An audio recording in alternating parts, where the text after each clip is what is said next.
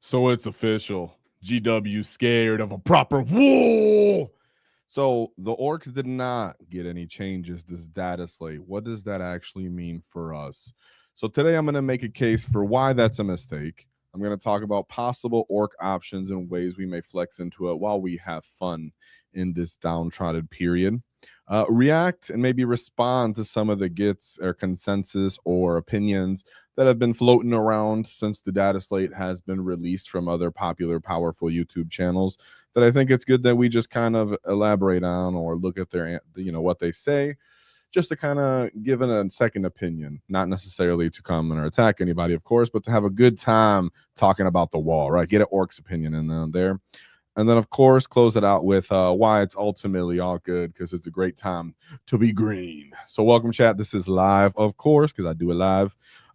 So today we're gonna move on from here. Is actually, I think it's just straight for me to just kind of maybe vent a little to the gets, right? Because I know a lot of you guys feel the same way that I'm about to feel, but I'm also gonna make a case for it. I'm not gonna just cry or anything. So Orks not getting the change is somewhat reasonable due to the fact that, I'm going to play the devil's advocate, pros, both sides of this so we can get a proper outlook, right?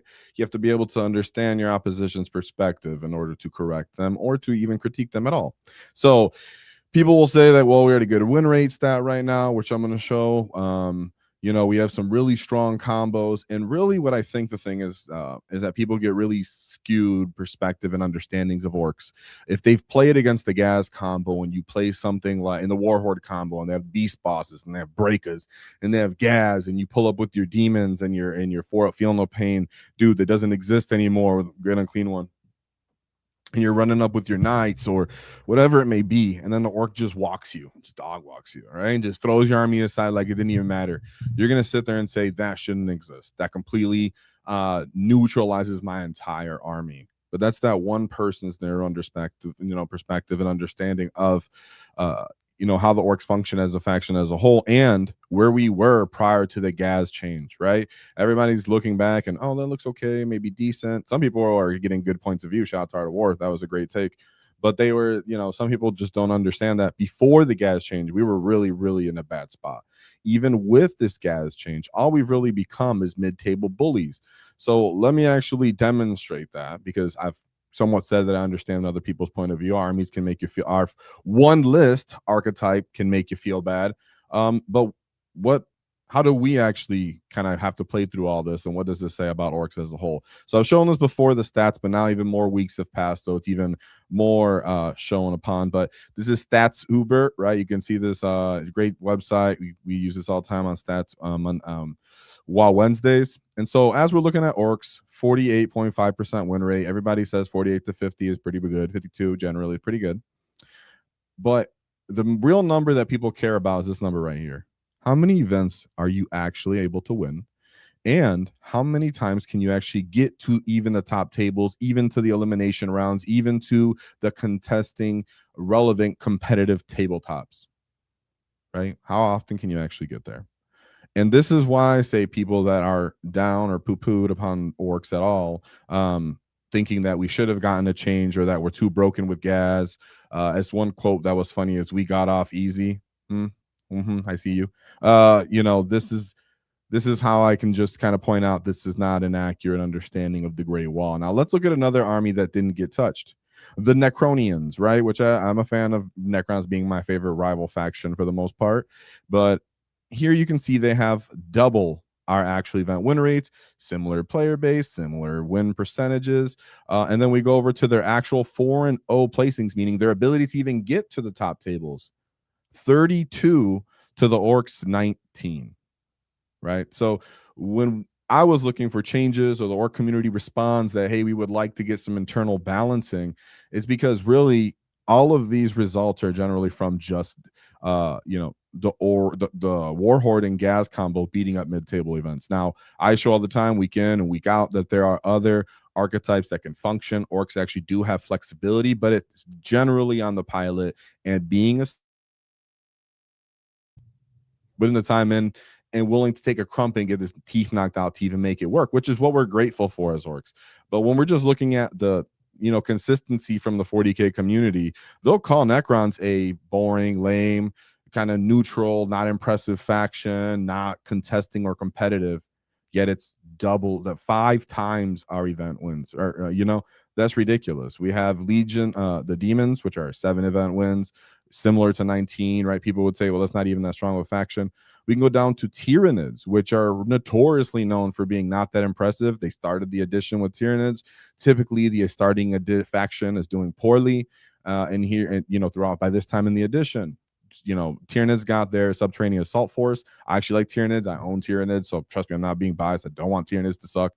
But Tyranids you constantly hear in the background, like, yeah, Tyranids, they're not a competitive army. They have a competitive style sometimes, but generally they're not good, right? A Genestealer can't even kill a Marine. And that's kind of true. I do own Genestealers. But again, 5 times the actual ability to win events, and then actually 24 4-0 placings. Of course, some of those might be a specialist, like the guy Sam Pope from Worlds and such. You've seen that he made it so I think it was like top 16. But again, even if I pivot to Worlds to make my arguments, or someone else did, the top orc player at Worlds was running Dreadmob and ended up like in 94th or 97th place. Shout out to that kid. But the Warhorde archetype completely figured out at the top table. It is not a contender in that way, right? And then you also get good arguments from people talking about, well, what terrain are you playing on, right? Like Art of War was saying, which they did a great job with that take. Shout out to Jack being a proper war boss. So what armies do we actually look more relatable to? Because even if you look at Ashram Taram, 9 event wins, 22 4-1 placings. Orks are actually sitting somewhere closer, a little bit, to something like Heretic Astartes, right? Yes, they have 6 event wins, which is still a lot more than us, but they're low 4-0 placings, meaning this is generally probably just a couple specialist people that are out here making this function, and they have really lame rules as well. You look at Death Guard, 6 event wins. They have a lot of players, though, their games and such, and they have low 4-1 placing. Again, probably specialists making it work. GW really didn't give them attention or love either. So in some case, GW is like, no, that faction right there, we know you're a problem. You're going to stay where you're at. And then in another, they're looking and they're saying, well, you have a problem here. Hold on, is the chat's choppy? Hopefully it's all right. It did have a moment where it looked like it was choppy, so reset it in case it is. So what I want to look at is, now that I've kind of outlined why I think that was a bad take, right? If anybody ever thought or thinks that Gaz or the boys or Orks needed to get down, if it's your local community or friends or whatever it is, I'm sorry, they're just wrong. A lot of the time it's just the pilot that's making it function, or you're one of those really bad matchups, right? Like for them, like if you ever run a Demon's army, yeah, I'm running Warhorde and Gaz, you're getting run over. That's true. There's vast amounts of other factions that simply have all the tools to be Orks and actually deal with them. So we could have actually used some kind of buffs and changes. Now, what I think is more important to look at is, what is our possible predators? What are the possible factions that are going to give us a little bit more of a hard time now that we have looked at this, right? Because let's see, I'm making sure I hit my stuff that I wanted to speak of, right? Case for why that was a mistake. What I want to do now, let me just because I know people wanted to see this, right? This is what I'm talking about. Not that this is to put anybody down or be mean, but this is just kind of funny to me. This was a funny thing because people shared this with me, and I just wanted to share it back with the kids, right? This is one of the takes that Orks were having when they heard there was no orc changes, right? And now this goes to, and this is our boys at Vanguard, fantastic players, very smart guys, very strong players. But they have a totally different take than us here at WAAAGH Tactics, or maybe on Art of War, which is interesting as well. And I think that we, instead of going there and being mad at them or anything like that, I think we should take a moment to think, why would this be so down and out about the Orks, not being changed? Well, maybe it's terrain. Maybe it's the armies he's running. Maybe it's his personal experience with the very high pristine type of orc player that's in his vicinity, right? So if you're someone out there and you're thinking, well, I feel bad for my orcs now, people think they suck, or the truth is somewhere in between. It's in the gray zone for orcs. As you hear a lot of time, people have a hard time really saying what is the problem with the orcs or how can I actually make them work at the top tables. There's a ton of determining factors for orcs to determine if they actually execute at the top table. This is why we weren't actually looking for you to adjust us to make it to the top table. We were just hoping GW would adjust us to the point that we could play something else other than Gaz, so that maybe you people playing the other factions don't feel so bad from that one archetype being the only way that we can even function, right? So just to kind of explore both sides of it. I understand why some people be mad. It's totally understandable if you got destroyed by Gaz and knocked your teeth out, but it's totally unreasonable to think that he should not exist or that should not exist, as it's literally the archetype that's holding orcs afloat. But can it continue to hold orcs afloat as we move forward, right? We look at what are the possible matchups now. I do have the points and everything here. I don't know if you guys want to see them all over again because you guys probably already seen them all online. But in general, the armies that are going to be kind of looked at, eyed on, could be a predator, couldn't be. I'm not necessarily sure yet, right? But we're going to be looking at stuff like Astra Militarum to start off, right? Those gets have gotten a bunch of buffs from their new detachment. Being able to now implement some kind of melee with the Bulgrin into their army, throwing a commissar on there, giving them +1 to hit, being able to give them additional OC, adding as a tar pit, then lining up tanks on you, having efficient infantry kind of buffs to actually shoot you more efficiently, get with small arms fire and popping you. Now that guard can actually use multi-phase potential to chew through your Orc army, that's a problem, right? They can shoot you, so they can disembark you and close a distance on you and smash into you. They can disembark you, and if you're exposed as a big mob, they have a ton of small arms fire, decent Overwatch units with, tanks and such, with their hellhounds and such.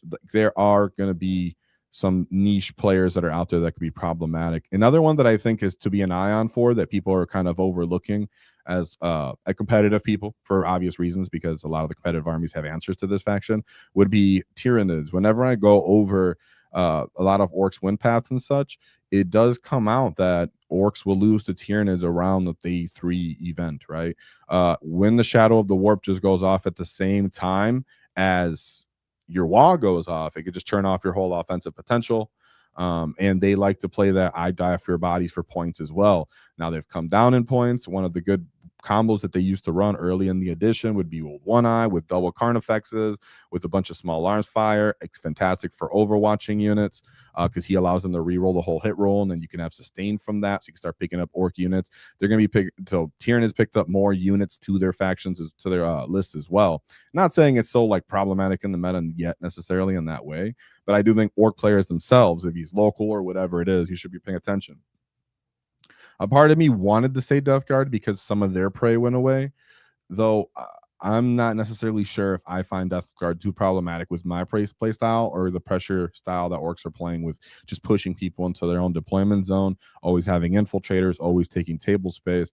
Don't think that's a necessarily factional difference yet, but we'll keep an eye on it. Custodians is another one where when they get cheaper and they lose some of their opponents, they could just kind of meet you on those perfect missions, purge the foes, and beat you up in the mid-table bullies if you're not running something like Gaz, Warhorde, basic, standard, stereotypical archetype for Gaz right now. Do we still have, and a funny thing, again, I don't want, I'm not saying Necrons should get nerfed or anything, right? But when we're looking at, Necrons have like their Wraith builds and they're like, they're big mobs of warriors combos regening themselves and their Silent King builds. It's like they have multi builds that are able to contest and be interesting. I'm just not sure if those hold up to Orcs. I personally don't think they do. I think Orcs hard counter Necrons, hard counter stuff like demons. I think Orcs hard counter World Eaters, but World Eaters came down, right? So World Eaters took somewhat of a hit, not a huge hit, but any hit to them actually puts them in a worse taste against us. Now, as we move towards the big bads, the Space Marines, I am very interested in getting a soon game in with these Vitrix boys now that everybody's starting to see how the dust settles and what points they've gone to. It seems like that, or they're going to be one of those factions that you have to tech for. But at the same time, there's the little scrawny beakies, the scrawny gets the Drakari. Now, I'm not sure yet if Drakari will be a problem or if Harlequins would be a problem in that case. What I will say is these two styles of whether you're fighting Victrix Guard or you're fighting Drakari are very different tool sets that you're going to need and styles of player of base that you're going to need. You know, it's going to come down to pilot management and our resource management as orc players now as we move into this meta. Do I think that we're distraught? No, not at all. I don't. I think there are some really strong factions that are going to be pushed up that we're going to be taken out. The more knights come up, cool, we smash them. More demons come up, cool, we smash them. Again, I think obviously people are asking the faction about orcs beating up Necrons. Even in their old lore, they know we beat them up, right? As I always say in their 8th edition codex, they say they hate fighting us because they can't predict us. But there are also things that are reasons in the game that I've said before. But there are factions that if they move up, we can predate on them, which throttles us up to the beginning. So I do like that because we lost these very like stringent, annoying, strong factions like Eldari that just straight would smack down orcs, Adeptus Mechanicus that was just slapping down orcs. Now that those guys are gone and they're also getting rid of these high toughness, high monster quality type monster units and vehicle units, we're more likely to push into that 4-0 start. And that means we're actually able to now contest with winning actual events. So when I sum that up, I do think overall very boring, very annoying. It shows that GW is scared to handle us and not sure how to adjust our book without messing it up, almost as if they don't understand what the problem is when we, we've gone over that a bunch of times. But that's why I say that it's disappointing, as in it just kind of shows that GW handles orcs poorly, lazy, in a bad fact way. Nothing's worse than those Gene Stealer guys, right? Just want to point out, shout out to the Gene Stealer gets. You guys literally got no love. I think they even forgot to mention you guys to a certain degree sometimes. Pretty crazy. But that being said, for how major and popular orcs are as a faction, very, very disappointing. And if GW is looking to make us the big bads in the next edition, it doesn't behoove them to discourage people from just playing orcs in general, right? Collecting more of their factions throughout the end of this edition, getting hyped up and prepared. Instead, they kind of choked us off and they were like, no, keep playing that. The same thing you've been playing since 8th edition. Yeah, keep playing that. Like, it's like, all right, guys, we get it. You like sustain, that you feel safe leaving us in that doghouse. But there are shooting platforms, Titanic Walker platforms, a bunch of different things that I think should be, buffed up and improved on. Now, that being said, what can we kind of tweak into? Now, one of the things that I wanted to show as well, similar to the stats, and hopefully I'm going to have this get on to talk again because actually he was one of our old time original guests. Let's see if he showed up on here. I guess it's not necessarily yet on StatSuper, but our boy, I'll bring him up next week. For Steven Pamprine was running around with the Hunt. And as we've been talking, and I've been talking to other people and such, can the Hunt actually bring out some interesting options with additional AP, the damage saturation, the cheapness of the rigs and the monsters, the ability to advance and charge outside of the wall? It does pose some questions. There's also the questions for Bully Boys. Do we want to see Mega Knobs coming onto the table with their twin kill saws, or Gaz, of course, bringing one of each, a power claw and a saw? That way, orcs can have, because Mega Knobs with their actual ability to reroll the wounds innately, reroll the hit roll in Bully Boys, wounding, the Victrix Guard or whatever it may be on 3s, but then it's Twing Link, really actually puts up the difference there. And then hopefully pulling 2 units in as the Mega Knobs tear through 1, maybe you get a good fight off death with the other. So though Warhorde is still very clearly the strongest and most popular version to play orcs, and we're going to keep doing it, I do implore and say that orc players should try other things as you adapt. Don't worry, don't be bothered to get your teeth knocked out as you figure out meta, guys. It's all good. This weekend I'm going to take Cult of Speed to an RTT. Might get all my teeth knocked out too, right? People just prepared with that, so what, right? We're just trying to figure out things right now. And if you're really tired of Gaz and the boys, it's okay. There are other styles and options between the hunt, and people have been running Hero Hammer with the squig bosses. Like I said, Bully Boys has some appearance, but then on the same breath, I'll be honest. If you're playing Bully Boys, and you're teching for Vitrix Guard, it brings up the point I brought up earlier. You have less tools for something like a Drakari army, right? Though I don't think anybody should necessarily go into an event and go, well, I have tools for everything and everything I can match up. You simply can't do that in 40K. Some things are going to have to be game prep knowledge, as in you're going to have to understand the enemy faction and just take it as it goes, or you're going to have to just accept some of those matchups are going to be much harder on certain missions and hope to play against the more popular factions, right? When I bring up Drakari, it's like, well, how many people are actually playing Drakari and actually have those models and can execute properly, right? There's not that many people all around, right?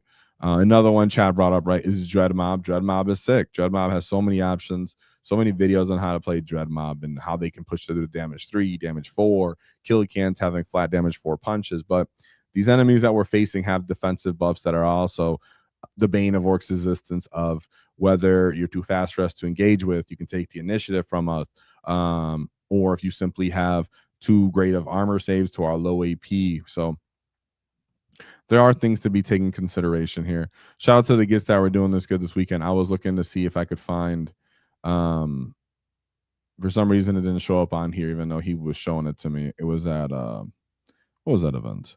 The Midwinter GT. I guess it with our boy. We're a little early, but yeah, I think Orcs are going to have answers, as you've seen right here. Nathan Blackson as a Blankenship. I messed up his name. It's all good.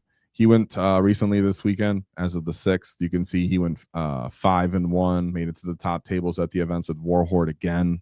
But then it was a very similar situation that once his rules went off, it just, when his wall turn went, it didn't go off. It was very feel bad. He just kind of stood in place. So like I've always said before, Orcs just lack interesting rules to really make decisions when you're in these hard situations. And that's why I said Cult of Speed. I'm not Cult of Speed, sorry. I'm saying Cult for myself. The Hunt, or maybe Dread Mob, for example. And of course, we're going to have Mark Perry on too. He wants to talk about his crazy ideas.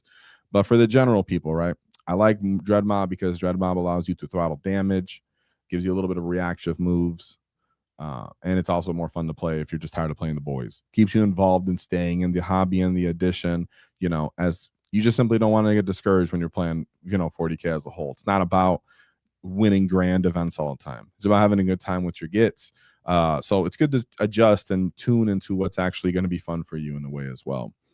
And for the Hunt, right? The Hunt's interesting because we kind of mitigate some of those weaknesses. Our AP, we can actually get some more AP. Our ability to advance and charge, cool. We get to pick uppy downy kill rigs up and have the guys inside of them as well. So there are ways that people to explore and adapt, right? Because unlike Tactical Brigade that can't adapt, because GW said, Guard, you guys can have 3 to 4 orders. Orcs, you guys can only have 1 and you'll die if you mess it up. That's funny. And I understand it's our detachment rule. It's not an army rule, but still. So anything else? Let's see what else chat has to say, because all in all, I think we're just going to have to play it out. We need to make our voices heard. That's why no shame to, I'm not trying to, don't go yell at Vanguard Tactics or any of them gets, or that's not the point of why I'm doing it. I've come to realize that the general consensus of the Warhammer community, especially the competitive sense, and especially the people who have big channels and teach other people, because the people will adopt their ideas, it's best to just get ahead of their notions or the generalizations that they like to put on Orcs, because we've seen what happened with Mordaka, and the community simply didn't respond in the same way to other problematic factions, and only we got the tail end of it because we're not heard, and because people get to have these notions and understand of us, and Orcs kind of just let it go because we're having a good time. But now that WAAAGH Tactics around, we're going to be heard, right? And I think I played devil's advocate enough to say that the only reason we address that kind of comment is because we don't want it to just spread around all over the community and then just become something GW hears going forward and continues to leave us dead in the back end of the edition, right? So as much as we're jolly happy gets to just be involved, I think it's best that we have something to say about our own faction and not let the general 40K community establish the opinion of our faction and then throw it out there for GW to consume, right? We got to get a say in there and influence a little bit. Hey, you guys can think what you want. We hear you out, but this is our point of view as well, right? Just so you can kind of feel in the between, because Custodes got heard when they did that. Adeptus Mechanicus got heard when they did that. Tyranids got heard when they said that. So the community will respond to Orc players, right? If you guys go out and you let them know, hey guys, it's a little more nuanced than that. The community is quite loving and generous. They'll hear yes out, right? The first thing we got to do is speak up, because we the loud gets anyways. Guess what? You get no nerfs either. Whoa, that's what I'm talking about. A cup half full right there, boy. That's the big ball style thinking. Yeah, thank you, Just Celery. That's a great way to take that, right? That's a good way that we'll end this off anyway. So I like that super chat. Thank you very much. It was good support. Thank you for the support. And it was a good point of view, right? As much as I was being grounded and realistic, maybe a little bit of a chip on my shoulder from, or whatever it may be. Nonetheless, I think that a lot of people do think that Orks could do better, and that GW should have done better with Orks, right? I think I also heard Stat Check a little bit, and Stat Check also was kind of like, well, Orks are in an all right spot. Like, they're just kind of boring. And you can only play one style. And, I probably should pull up their video if I was going to watch it all over again. But I felt like they had a pretty general, decent take of, they understood that Orks weren't that strong and that they could get some improvements. But at the same time, they were a little bit more gentle with factions that are having far better results than us. I know they're biased because they like Tyranids too, for example. But, I showed Tyranids are way better in that case. And though they'll say Tyranids are strong, they'll say it's also very boring, even though they're just way more winning event style. So remember, everybody has their points of view. If someone's trying to go 5-0 at events, if someone's trying to play a bunch of different detachments, if someone's trying to just not beat up their friends and make everybody feel bad, everybody has different lenses they're looking through this out. We're just trying to give our side so that GW doesn't hit us with the hammer, boof, and nuke us from orbit again. So yeah, and then we got the bad dough with one Wall Tactic gifted membership. Thank you much for that. As I go to the RTT, I'm gonna bring an after action report from that so I can show you guys how Cult of Speed is doing out there. So thank you for the support. It helps a lot. Let's go. And thank you to everybody who showed up. Like I said, I'm really not that negative about this. Orks are gonna do good in teams. Orks are going to do good for the most part. Your local meta, your RTTs, it's only going to be them biggest and best war bosses that are trying to get to the final top table events, go 6-8 rounds, that are going to be looking forward and going, all right, there's some real problematic matchups. Other than that, a lot of us are going to have a great time crumping people, especially as things that we like to get stuck in with are coming more to the forefront, right? So I think I covered all the bases there.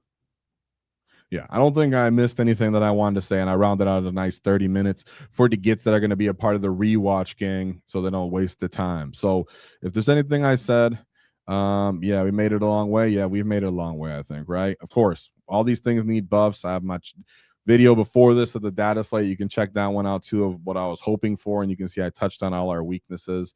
I touched on the video about the Snagga's lacking ability to kill vehicles, all those things. I'm with you guys. I'm with you guys on all this. And I think that in the end, because I'm just one of you gets, I promise it's going to be a good time regardless as we go forward for these next 3 months. As long as we get up and we're heard, there's a good chance the next data slate, GW takes a second to internally balance some of our shooting, some of our buggies, the not data sheets. Hopefully our Titanic Walkers adopt Super Heavy Walker. Hopefully the Stampa, especially, he does as well and comes down at least 100 points. So as long as we keep getting out there saying our opinions, guys, the Warhammer 40K community simply can't deny the WAAAGH, because in the far future, where there is only war, Orks are the only one having fun. So with that in mind, there's always one thing to keep in mind, is don't cross our wall, because we'll not get T-foul.